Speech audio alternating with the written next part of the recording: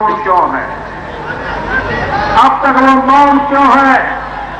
Madam Sonia जी, मैं आपसे कहना चाहता हूं, मैं आपसे सवाल पूछना चाहता हूं। मैडम सोनिया जी देश जानना चाहता है। मैडम सोनिया जी, ये आपका मौन तोड़ो, आपका मौन खोलो। मैडम सोनिया जी, देश को बताओ, ये भोपाल के अंदर हजारों लोगों का मौत का सौदागर कौन था? मैडम सोनिया जी देश जानना चाहता है, ये भोपाल के अंदर हजारों लोगों के मौत का सौदागर कौन था? मैडम सोनिया जी, आप अपना मुंह खोलिए, आपका मौन तोड़िए और देश की जनता को विश्वास दिलाइए, हुआ क्या था? जितनी बड़ी घटना हुई और किस प्रकार से एक दूसरे पर बॉल फेंका जा रहा है। भाइयों बहनों, अनेक सारी घटनाओं का विवरण हो सकता है। मेरे बिहार के भाइयों को कहना चाहता हूं, मेरे गुजरात में लाखों की तादाद में मेरे बिहार के भाई रह रहे हैं। उनके सुख और समृद्धि के लिए गुजरात कोई कमी नहीं छोड़ेगा, ये मैं आपको विश्वास दिलाने आया हूं। और आपने हमें जो प्यार दिया है, जो स्नेह दिया है, मैं बिहार की जनता का जितना आभार प्रकट करूं उतना कम है। मेरे साथ एक बार बोलिए, भारत माता की। दो मुट्ठी ऊपर करके पूरी ताकत से बोलो भैया, भारत माता की।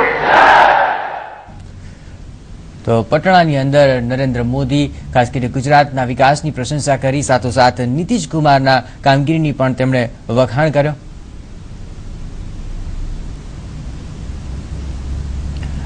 તો નરેન્દ્ર મોદી ગુજરાતના વિકાસની વાત કરી, સાથોસાથ નીતિશ કુમારની કામગીરીના પણ વખાણ કર્યા અને સાથોસાથ કોંગ્રેસને પણ આડે હાથ લેવાનું ચૂક્યા નહીં।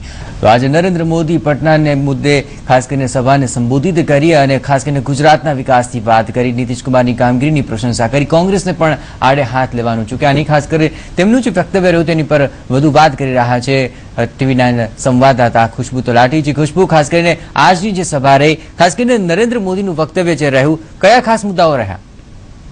જી જયેશ, નરેન્દ્ર મોદી આજે ભાજપની સ્વાભિમાન રેલીમાં સંબોધન કર્યું અને ખાસ કરીને કોંગ્રેસને આડે લીધી। તેમણે ખૂબ જ અગ્રેસિવ થઈને સૌથી મહત્વનો મુદ્દો છેડ્યો ભોપાલ ગેસકાંડનો, જે ગેસકાંડના મુદ્દે અત્યાર સુધી ખુલીને જવાબ આપવા માટે કોંગ્રેસ બચી રહી છે, એ જ મુદ્દો એમણે છેડ્યો અને એમણે સૌથી સીધો જવાબ માંગ્યો સોનિયા ગાંધી પાસેથી।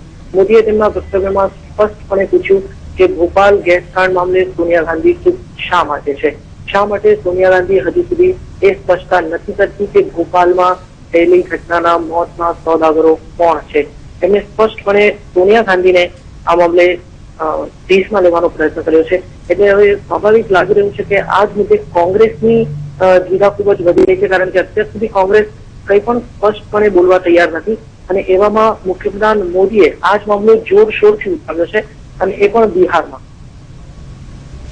જી ચોક્કસપણે ખાસ કરીને ભોપાલ ગેસ કાંડ મુદ્દે તેમણે જવાબ માંગ્યો, કસાબનો મુદ્દો પણ ઉઠાવ્યો હતો અને મોંઘવારી મુદ્દે પણ કોંગ્રેસને આડે હાથ લીધી। પણ જ્યાંથી ખુશ્બુ વાત છે, જે વાત કરી તેમણે વારંવાર નીતિશ કુમાર વિશે જે બોલવાનું હતું ત્યાં તેઓ થોડું બોલ્યા, ખાસ કરીને સુશીલ કુમાર વિશે વારંવાર વાત કરતા રહ્યા। ખાસ કરીને ભાજપ કયો સંકેત આપવા માંગે છે આ મુદ્દે?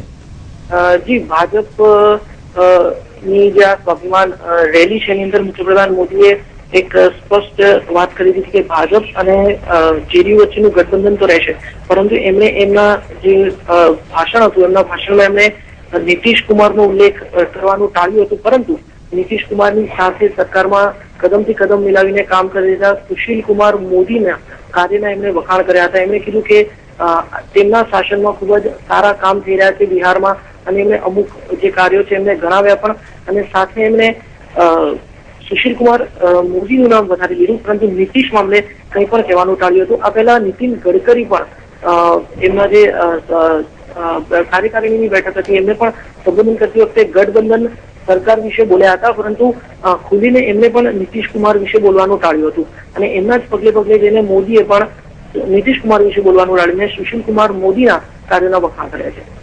જે ખુશ્બુ, ખાસ કરીને જે વાત કરી ગુજરાત અને બિહાર વચ્ચે જૂનો સંબંધ છે, આ વાત ઉપર તેમણે વારંવાર ભાર મૂક્યો. ગુજરાતના વિકાસની વાત કરી અને બિહારની પણ વાત કરી. ખાસ કરીને જૂનો સંબંધ છે આ બંને રાજ્યો વચ્ચે, તે મુદ્દો તેમણે વધારે ઉઠાવ્યો. જી, મોદી 2001 પછી પહેલીવાર બિહાર ગયા અને ત્યાં જઈને એમણે આજે સ્વાભિમાન રેલીમાં ઘણા લાંબા સમયગાળા બાદ, કહેવાય કે લગભગ એક દાયકા બાદ પોતાનું જે વક્તવ્ય છે રજૂ કર્યું છે, જાહેરમાં રજૂ કર્યું છે.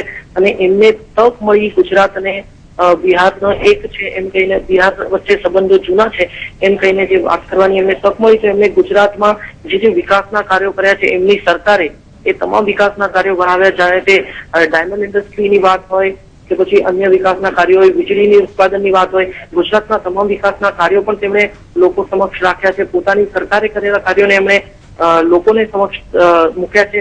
અને સાથે એમાં એમ પણ કહ્યું છે કે જે પણ બિહારીઓ ગુજરાત આવ્યા છે એમની પણ વિકાસ થયો છે, અને જે ગુજરાતીઓ બિહાર કામકાજ માટે ગયા છે એમની પણ ઉન્નતિ થઈ છે. એટલે કે ટૂંકમાં મોદીએ ગુજરાત અને બિહાર આ બંને વચ્ચેના જે સંબંધો છે એ ઘણા સમયથી જૂના રહ્યા છે, આજકાલના સંબંધો નથી, અને ખૂબ જ જૂના સંબંધો છે. એના ઉપર ખૂબ જ ફોકસ કર્યું અને લોકોને પોતાની વાત ખૂબ જ અગ્રેસિવ રીતે કહી છે.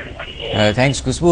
ખાસ કરીને જે ખુશ્બુ જણાવી રહ્યા હતા, ખાસ કરીને આજની જે સ્વાભિમાન રેલી રહી, વિવિધ મુદ્દાઓ સાથે નરેન્દ્ર મોદી વક્તવ્યમાં દેખાતા રહ્યા, પરંતુ જ્યાં સુધી વાત હતી ગુજરાતની પ્રશંસાની, ગુજરાતના તમામ મુદ્દાઓને તેમણે અહીં મૂક્યા. ગુજરાતના વિકાસની વાત તેમણે ખાસ અહીં કરી હતી, ખેડૂતોની વાત કરી હતી તેમણે. આ ઉપરાંત હીરાની ચમકથી ગુજરાત ચમકી રહ્યું છે વાત તેમણે ખાસ પોતાના વક્તવ્યમાં તેનો ઉલ્લેખ કર્યો હતો.